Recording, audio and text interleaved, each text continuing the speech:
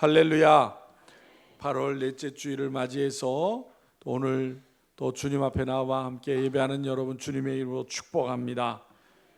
여러분, 우리가 또 우리 성도들이 이 세상을 살아가는 구심점이 무엇이라고 생각하십니까?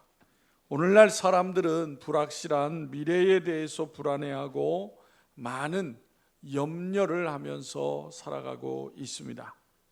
예전에는 가정에 부모님과 형제들이 든든한 힘이 되어주고 또 가까운 이웃 동네에는 친절한 어른들이 있었습니다. 친구들이 있었습니다. 그런데 오늘날 현대인들은 각박한 세상으로 말미암아 가정을 잃고 이웃을 잃고 또 친구도 잃고 또 스승도 잃고 살아가고 있습니다. 그래서 외롭게 사는 사람들이 많이 있습니다.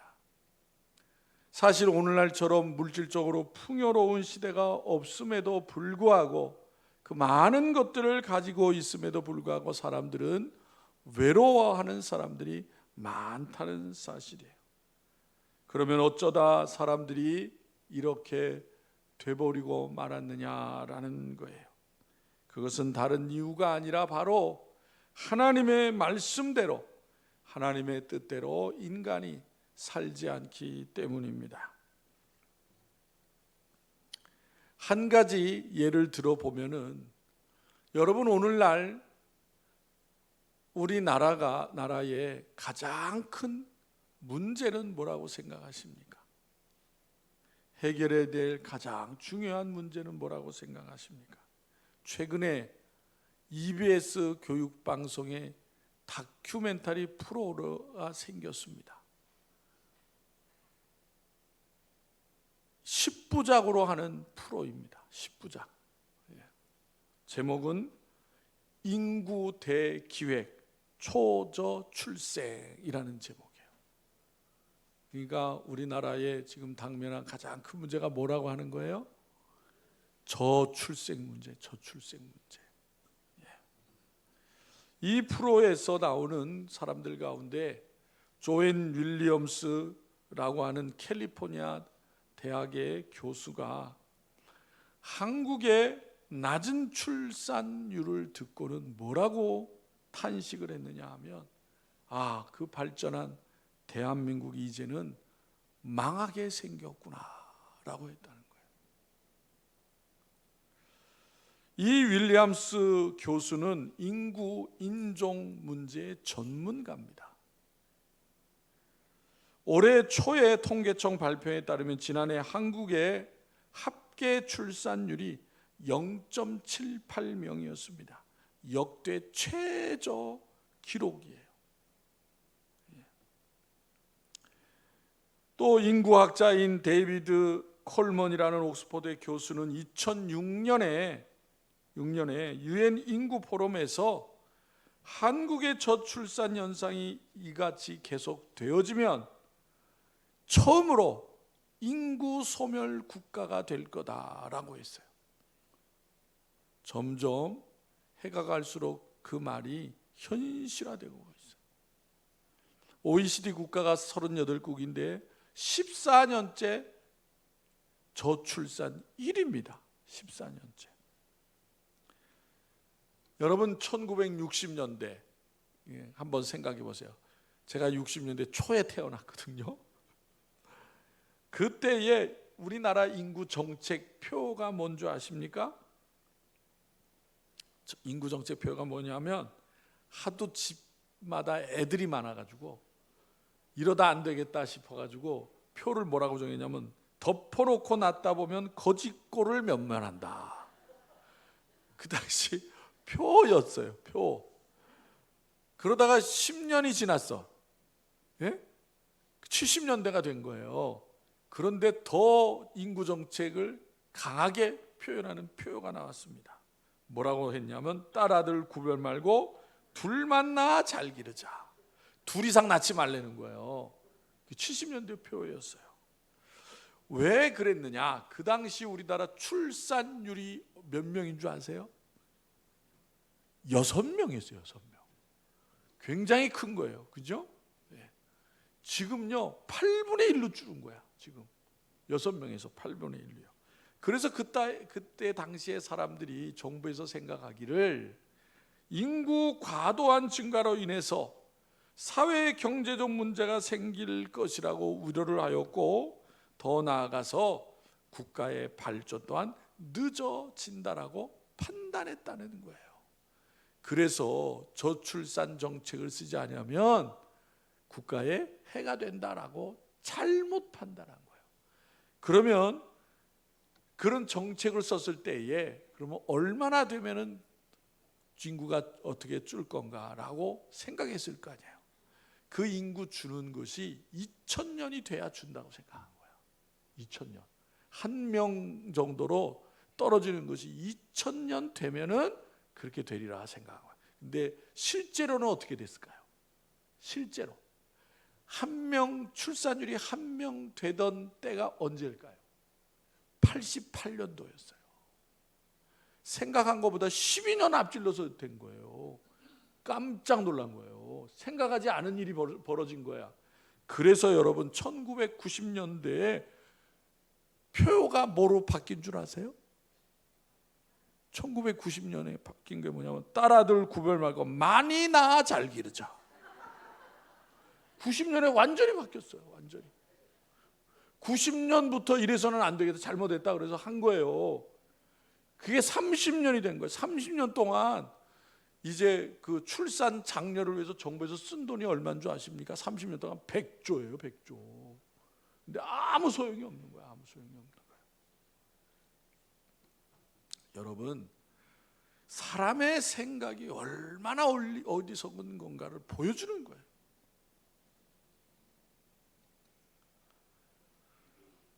여러분, 이 시간 성경 말씀을 통해서 그래서 우리가 어리석은 세상에서 무엇을 소중히 여기고 살아야 되는지를 말씀하는 거예요. 사도 요한은 본문에서 사랑하는 자 가이오에게 이렇게 말하고 있습니다. 내 영혼이 잘됨 같이 내가 범사에 잘되고 강건하기를 내가 간구하노라 그랬어요. 얼마나 간단한 말씀입니까? 복잡한 말씀이 아니에요. 그런데 이 간단한 말씀 속에는 깊은 뜻이 담겨져 있는 거예요. 먼저 여러분, 사도 요한은 본문에서 영혼이 잘됨 같이 그랬어요. 영혼이 잘됨 같이. 즉 영혼이 잘 되어야 한다는 거예요. 영혼이. 그러면 영혼이 잘 되는 것은 뭘 말하는 거예요? 어떻게 돼야 영혼이 잘 된다는 것일까요? 그것은 영혼이 잘 된다는 것은 다른 것이 아니라 영혼이 건강해야 된다 그 말이에요. 우리 몸이 건강한 것처럼 보이지 않는 우리 안에 있는 영혼이 건강해야 한다는 뜻입니다. 왜요? 영혼이 건강하지 못하면 영혼이 병이 들면 잘 될 수가 없다는 거예요. 영혼이 병들면 범사가 잠들 수도 없고 몸이 건강해질 수도 없고 복을 받을 수도 없기 때문이에요. 그래서 영혼이 잘 돼. 영혼이 건강해야 되는 거예요. 영혼이 건강하지 않으면 영혼의 양식 즉 하나님의 말씀을 힘있게 받아 먹을 수가 없는 거예요. 영혼이 벌들면 말씀을 먹지 못하고 영적으로 메말라 버리게 되는 것입니다. 우리의 영혼이 메마르면 감사와 기쁨이 없게 되는 거예요. 그래서 영혼이 메마르지 아니하려면 어떻게 해야 돼요? 하나님의 말씀을 잘 받아 먹어야 돼요. 육체도 양식을 잘 먹어야 건강한 것처럼 영혼은 하나님의 말씀을 잘 받아 먹어야 영혼이 살이 찌고 힘이 나고 소망을 갖게 되는 거예요. 그리고 영혼이 건강하다는 것은 무엇이냐 하면 쇠약하지 않다는 거예요. 쇠약하지 않다. 여러분, 영혼이 건강하지 않고 쇠약하다. 그러면 뭔 문제가 생깁니까? 기도를 하지 않게 되는 거예요. 영혼이 쇠약하면 기도를 못해요. 오래 하지도 못합니다. 그리고 하나님께 드리는 예배도 기쁨으로 드리지 못하는 거예요. 영혼이 쇠약하기 때문에. 그리고 하나님이 기뻐하시는 복음을 전해야 되는 일도 하지 못하게 되는 거예요.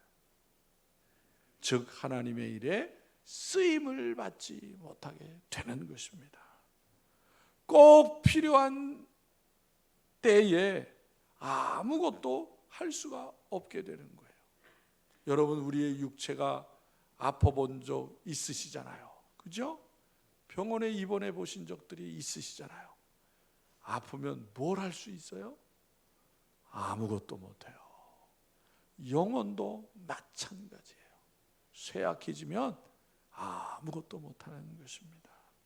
그래서 성도는 영적으로 건강해야 힘있게 하나님 앞에 쓰임을 받을 수가 있는 것입니다. 우리의 몸, 나이가 들면은 근육 운동을 많이 해야 된대요. 근육 운동. 살이 빠지잖아요. 그죠? 그래서 살이 빠지기 전에 근육 운동에서 살을, 물렁물렁한 살을 근육으로 만들어야 넘어지더라도 안 다치는 거야. 안 다치는 거야. 그래서 근육은 쓸수록 강해집니다. 머리도 쓸수록 좋아집니다. 그래서 나이 들수록 머리 쓰는 일을 많이 하라 그러잖아요. 그죠? 많이 걸으면 다리가 튼튼해집니다. 제일 쉬운 운동이 걷는 거예요. 그래서 나이 들수록 걷는 운동을 많이 해야 나이 들어서도 다리가 빨리 약해져가지고 집에 움직이지 못하고 앉았으면 그게 얼마나 고통스러워요. 그렇죠? 그래서 다리 운동을 많이 해야 되는 거예요. 많이 해야 돼요. 그와 같이 여러분, 영혼도 하나님께 쓰임 받을수록 더 잘 쓰임을 받게 되는 거예요. 기도도 할수록 더 잘할 수 있게 되는 거예요. 어떤 분은 목사님 나는 기도를 못하겠다고 그래요. 근데 기도가 왜 못합니까? 안 해봐서 못하는 거예요. 안 해봐서. 기도도 교회만 나서 하는 게 아니잖아요. 그죠? 집에서도 얼마나든지 할 수 있어요. 시간 내서. 근데 안 하니까 기도가 안 늘어. 사랑도 할수록 더 많이 하게 되는 거예요. 왜 사랑하지 못합니까? 사랑 안 하니까 그런 거야. 하나님의 말씀은 읽을수록 감동과 깨달음이 커지는 거예요. 왜 감동이었습니까? 하나님 말씀 안 읽으니까, 깊이 안 읽으니까.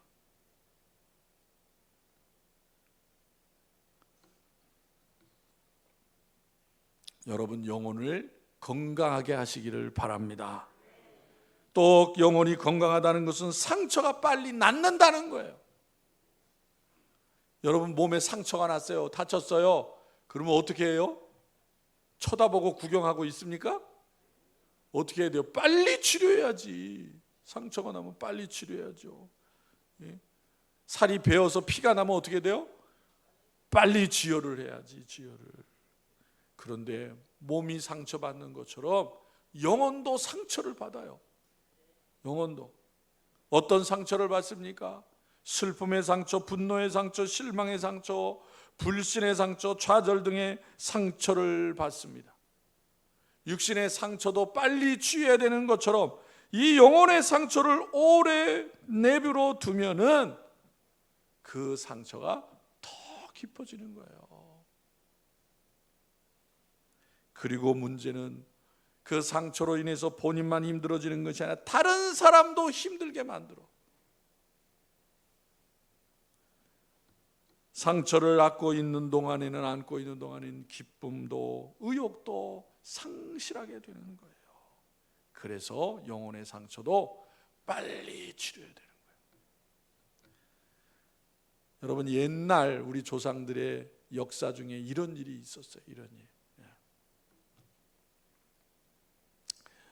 고려시대의 31번째 왕이 공민왕입니다. 공민왕 들어보셨어요? 학교 다닐 때 역사 공민왕이.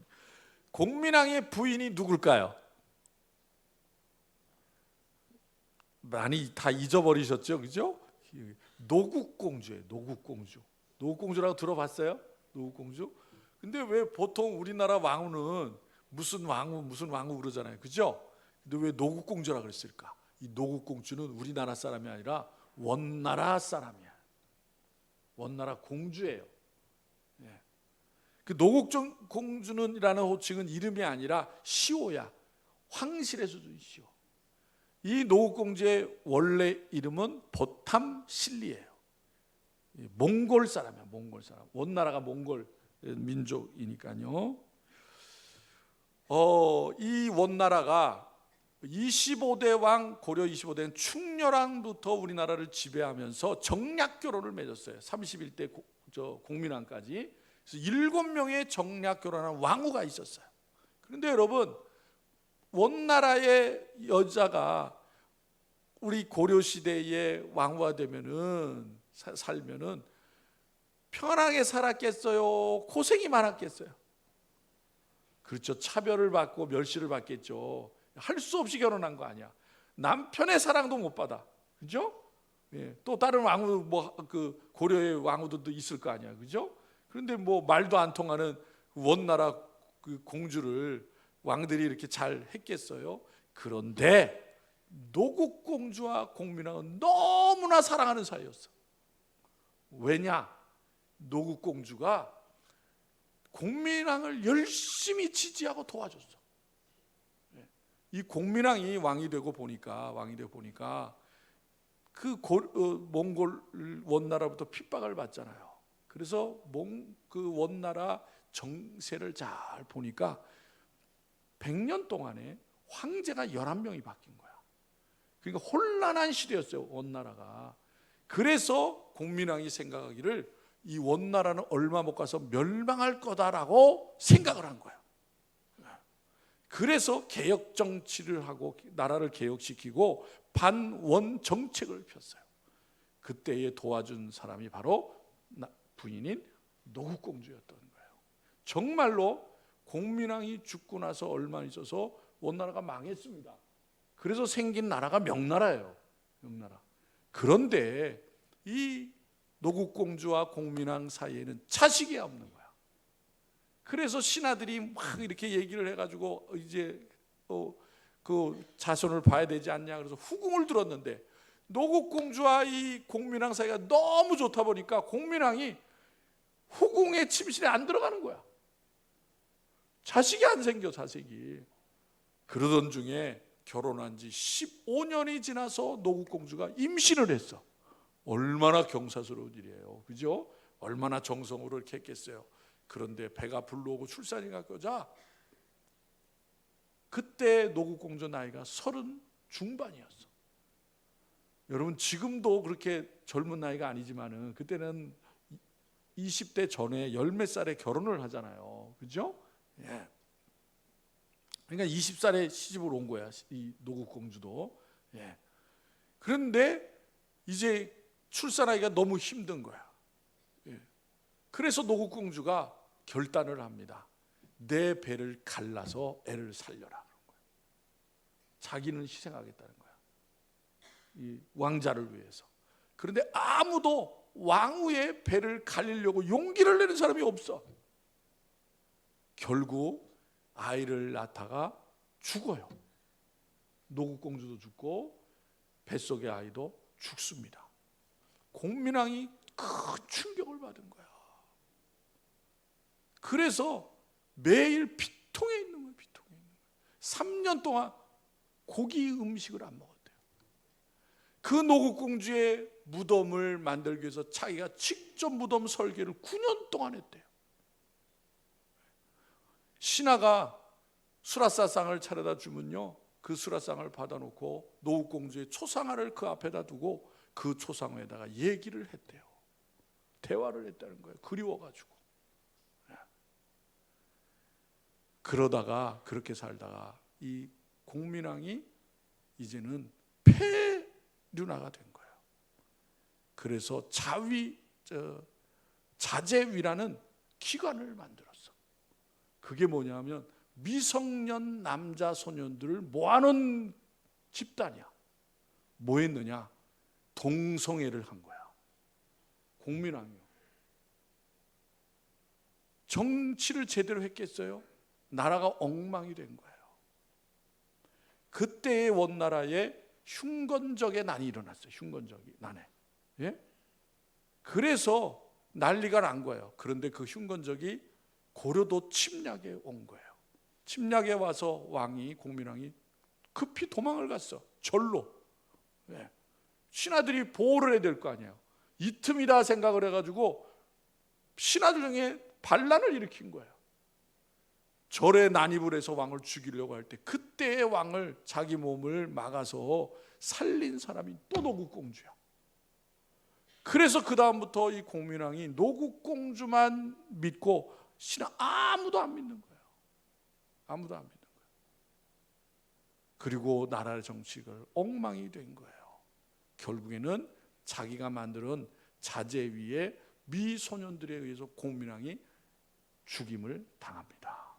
그리고 그때 이제 신돈이라는 사람이 나와가지고 이제 왕한테 여인을 하나 해가지고 그 여인이 난 아들이 우왕이에요. 우왕. 그래서 우왕 때에 고려가 망합니다. 그래서 역사학자들은 뭐라고 하냐면 고려가 멸망한 것은 노국공주의 죽음 이후 공민왕이 너무 슬퍼해서 나라를 제대로 다스리지 못해서 고려가 망했다라고 보는 거예요. 무슨 얘기를 하려면 하냐면 이렇게 한 나라도 왕이 상처를 해결하지 못하면 나라가 망하게 되는 거예요. 여러분, 오늘날 우리 혼란한 이 세상 살아갈 때에 세상의 일로 또한 어떠한 일로 상처받는 일이 얼마나 많이 있습니까? 아직도 그 상처를 해결하지 못한 분이 있으십니까? 그러한 분은 무엇보다도 그리스도의 사랑과 성령의 위로하심으로 속히 치료를 받으시기를 바랍니다. 상처를 오래 가지고 계시지 마세요. 우리 영혼이 건강해지려면 어떻게 해야 합니까? 인간의 영혼, 마음을 병들게 하는 것이 무엇인지 알아야 됩니다. 그것이 바로 죄예요. 죄 중에 그러면 가장 큰 죄가 무엇입니까? 하나님을 믿지 않는 죄예요. 즉 하나님의 사랑을 거부하는 죄인 것입니다. 하나님의 사랑을 받지 않는 죄인 거예요. 부모와 자녀 사이에도 그렇습니다. 불효 중에 큰 불효는 자식이 부모의 사랑을 받지 아니하고 거부하고 집을 나가는 거예요. 그런 가정들이 있어요. 아무 얘기 없이 집을 나가고 행방불명이야. 부모의 사랑을 받지 않고 거부하는 것처럼, 큰 불효가 없는 것처럼 하나님의 사랑을 거부하고 하나님의 사랑을 받아들이지 않는 것이 죄 중에 가장 큰 죄예요. 또한 부모님의 말씀을 듣지 않는 자녀가 불효자인 것처럼 하나님의 말씀대로 살지 않는 사람이 바로 하나님께 죄를 짓는 사람이에요. 여러분, 하나님의 말씀은 인류의 모든 삶의 근간이 되고 뿌리가 되는 말씀입니다. 그 말씀은 사랑이기 때문이에요. 사랑으로 하나님은 우리에게 말씀을 주셨어요. 그래서 예수님께서 마태복음 22장 37절 이하에서 뭐라고 말씀하십니까? 예수께서 이르시되 내 마음을 다하고 목숨을 다하고 뜻을 다하여 주 너의 하나님을 사랑하라 하셨으니 이것이 크고 첫째 되는 계명이요 둘째도 그와 같으니 내 이웃을 내 자신같이 사랑하라 하셨으니 이 두 계명이 온 율법과 선지자와 강령이니라 그랬어요. 여러분, 세상에 죄 없는 사람은 아무도 없습니다. 그래서 로마 3장 10절에 기록된 바 의인은 없나니 하나도 없다고 하였습니다. 그렇다고 하나님께서 인간을 모두 멸하십니까? 안 해요. 그렇지 않아요. 하나님은 인간을 살아가시기 때문에 죄의 문제를 해결할 수 있는 기회를 두셨어요. 그것이 바로 복음인 거예요. 예수님께서 십자가에서 자신을 희생하신 것입니다. 그래서 복음을 듣고 자신이 죄인임을 시인해야 하는 거예요. 그 복음을 우리는 세상에 전해야 되는 것입니다. 하나님께서 나의 죄를 위해서 독생자 예수님을 이 세상에 보내주시고 십자가에서 나의 죄를 대신하여 죽으심을 믿어야 하는 거예요. 우리는 이 같은 하나님의 사랑을 알아야 되는 것입니다. 하나님의 사랑으로 자녀가 된 우리는 이제는 예수님의 성품을 닮아가는 삶을 살아야 되는 거예요. 예수님께서 이 땅에 오셔서 우리를 사랑하셔 행한 일들을 잘 살피고 우리도 그 같은 삶을 살아가기를 힘써야 되는 것입니다. 하나님의 사랑으로 자녀가 된 우리는 이제는 예수님의 성품을 닮아가는 건강한 삶을 살아야 하는 것입니다. 사람이 어떻게 하면 그러면 건강하게 살 수 있습니까? 우리의 육체는 건강하게 사는 그런 삶이 있잖아요. 그죠? 예. 그래서 우리 형편이 요즘 같은 상황에서는 과식하면 안 돼요. 그죠? 요즘에는 너무 먹어서 문제야. 옛날처럼 없어서 못 먹는 시대가 아니에요. 너무 먹어서 다 병들어요. 그래서 과하게 먹어서는 안 됩니다. 또 먹지 않아야 될 거 먹으면 안 돼요.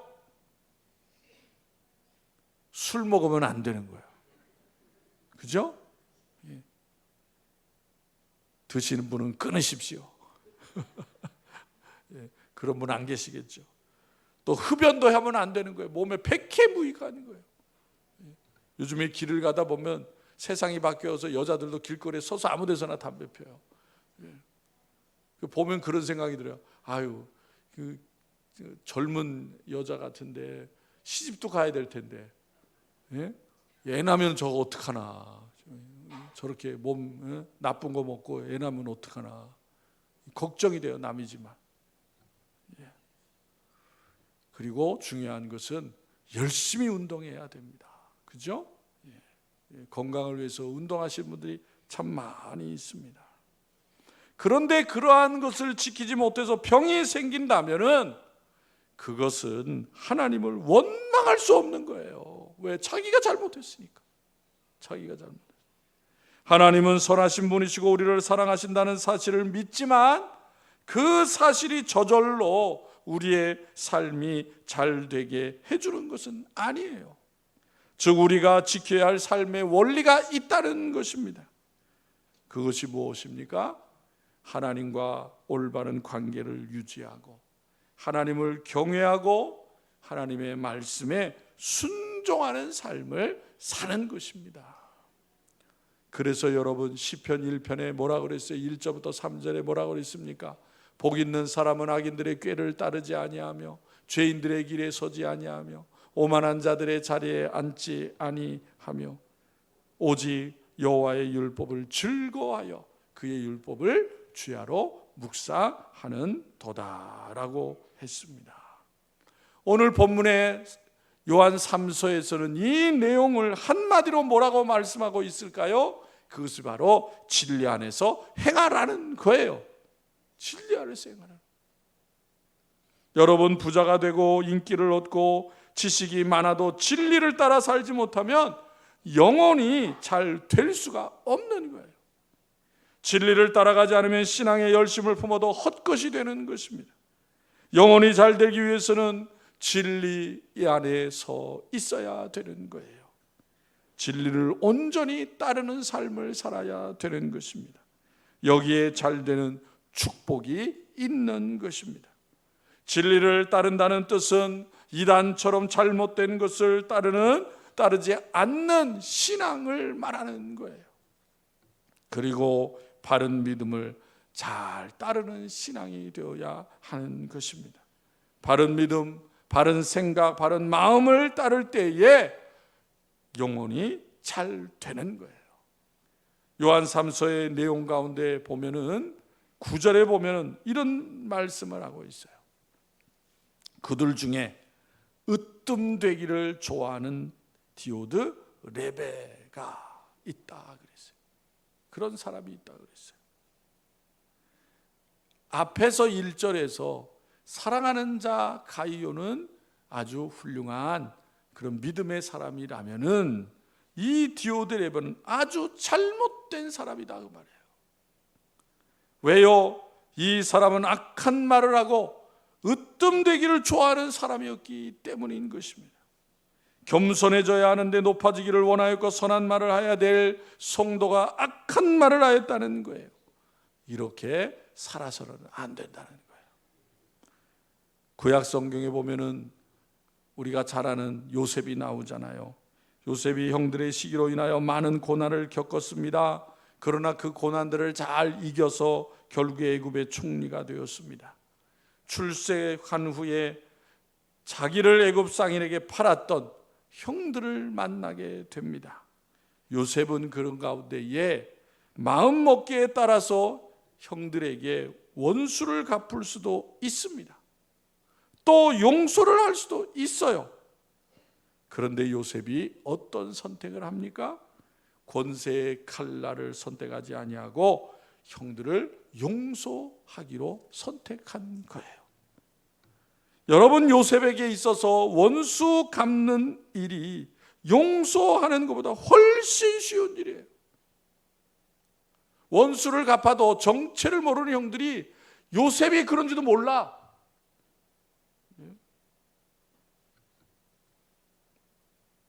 그런데 요셉은 마음에 내키지 않는 어려운 것을 선택하는 거예요. 왜냐하면 뭐 때문에요? 용서하는 것이 옳은 일이라고 생각했기 때문에 그런 거예요. 여러분, 우리의 인생도 항상 옳은 것과 그른 것을 선택하는 자리에 항상 서게 돼요. 여기서 옳은 것을 택하는 것이 무엇입니까? 진리를 따르는 거예요. 그것이 어려움이 닥쳐도 진실을 택하는 것이 바로 진리를 행하는 것입니다. 교만과 겸손이 놓여져 있습니다. 교만을 택하지 아니하고 겸손을 택하는 것이 진리를 행하는 거예요. 욕심과 양보가 놓여져 있습니다. 욕심을 택하면 갈등이 커지고 양보를 하면은 평화가 옵니다. 평화를 얻기 위하여 양보를 선택하는 것이 바로 진리를 행하는 거예요. 덕을 쌓는 것과 덕을 허무는 것이 있습니다. 뭘 택하여야 해야 합니까? 덕을 쌓는 것을 택하는 것이 바로 진리를 행하는 일이에요.